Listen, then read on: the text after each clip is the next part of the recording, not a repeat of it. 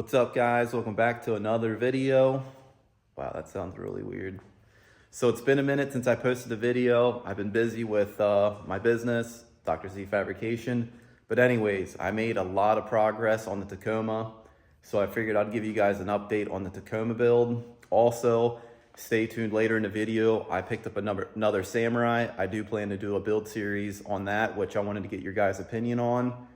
And then another thing, I've been trying to design new products, and I came up with a new product, which you're gonna see it.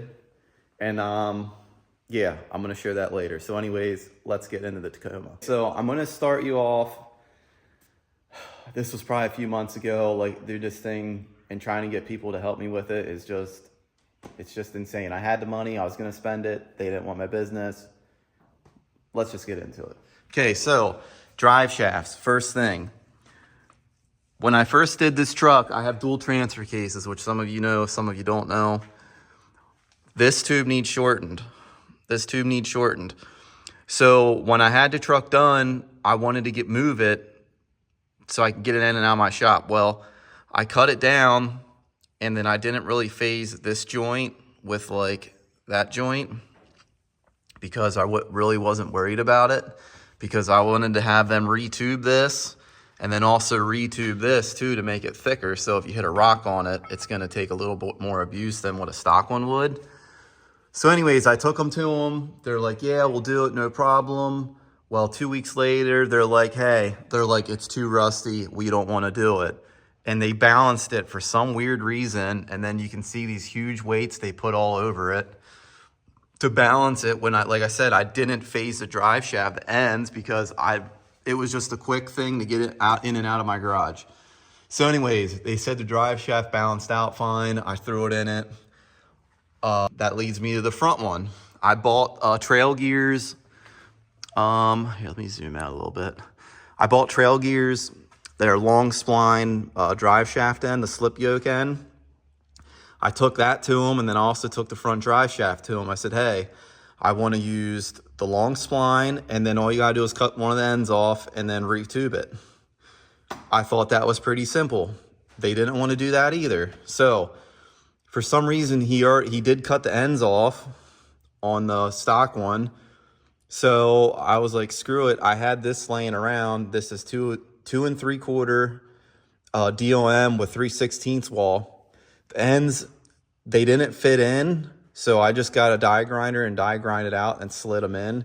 Yes, that's not the way you're supposed to do it, but at the end of the day, I'm sick and tired of trying to get this stuff done, because this was like a month process trying to get, probably longer than that, trying to get drive shafts made, because I talked to a dude out at High Angle Driveline, a very nice guy. He said he wanted like $1,600 for a rear one, and I think he said he wanted like, I can't remember what the front one was, like $700 or something. So like I figured I'd have like $2,600 in drive shafts, which I didn't budget for that. So I don't have money to spend for that. He does make nice products, and I'm not saying they're not worth it, but I just don't have the money to do that.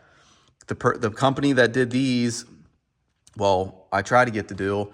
Like they told me it'd be like around like $500-600 to do both of them. And I was like, sweet, do it. But they didn't want to do it. And they're a reputable, if I'm saying that right, drive shaft company.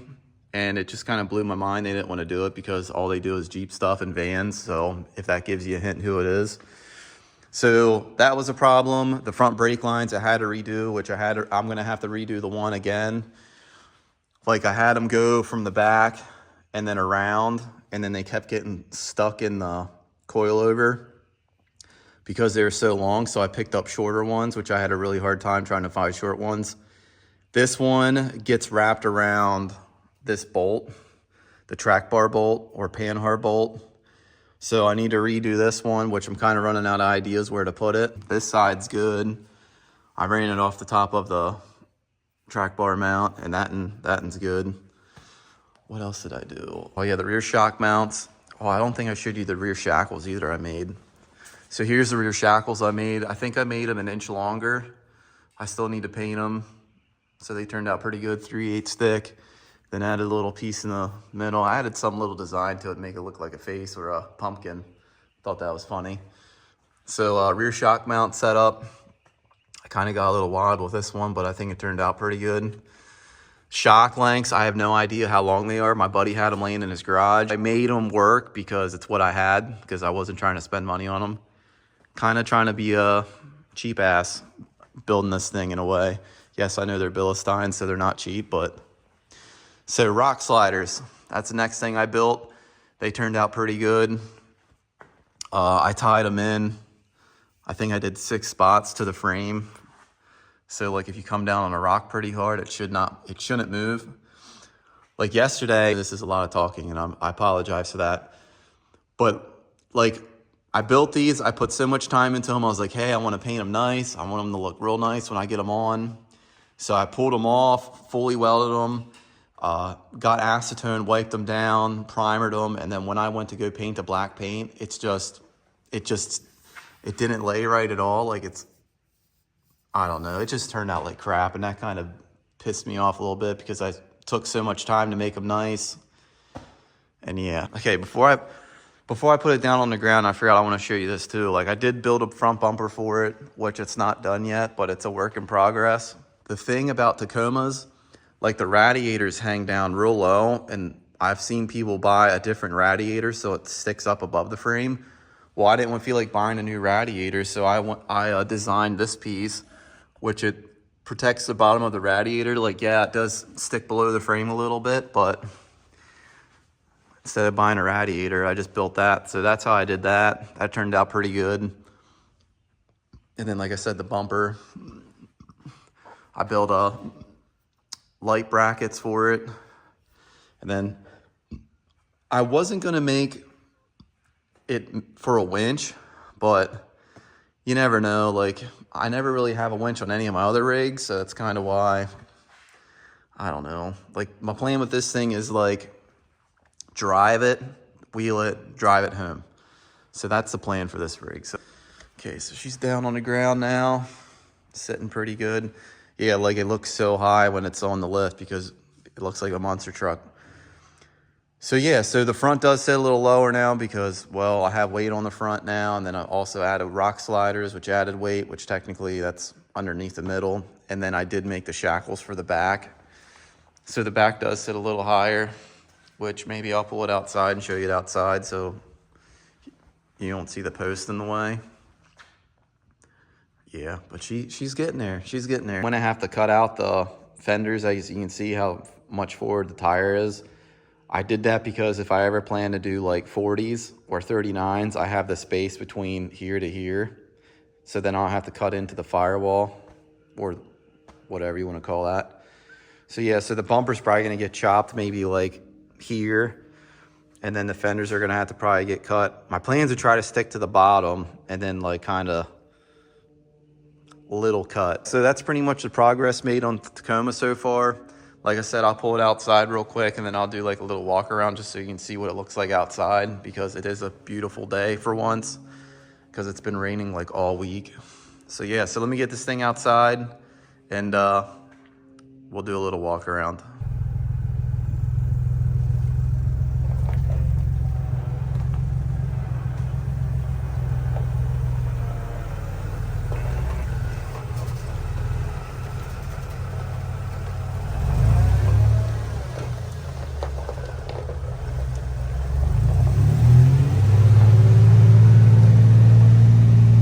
Like, I also forgot to mention the bed is a little crooked compared to the box too, because, well, this mount rotted out, so it's smashed up.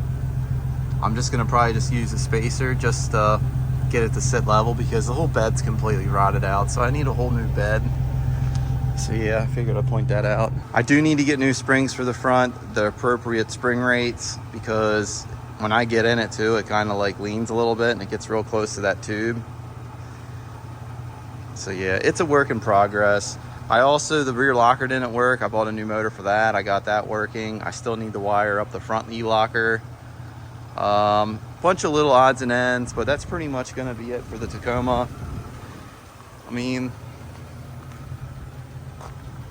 it's coming together. It's taken a while, but whatever. Oh, the back bumper too. I don't know what I'm gonna do with the back bumper. like I said, the bed's completely rotted out, and my plan was to bob the bed and move the bed in, then build a bumper. But I'm not gonna build a bumper for this bed or cut it because it's freaking junk. So probably just gonna run no bumper for now, do whatever I need to do just to get it street legal and drive it. And then I also need to buy tires for it too, which I'm not gonna do that until I at least drive it down the road and see how it drives before I spend money on tires, which technically I really don't even wanna spend money on tires on this thing. So yeah, so that's it for the Tacoma. If you're here for samurai stuff, your time is now. So let's take a little walk and I'll show you a project I picked up, which I had an idea of. And I also want your guys' opinion on it. So let's go down there and check that thing out. Also, I forgot to mention, the Tacoma doesn't have any brakes, so that's kind of also why I didn't really drive it around much.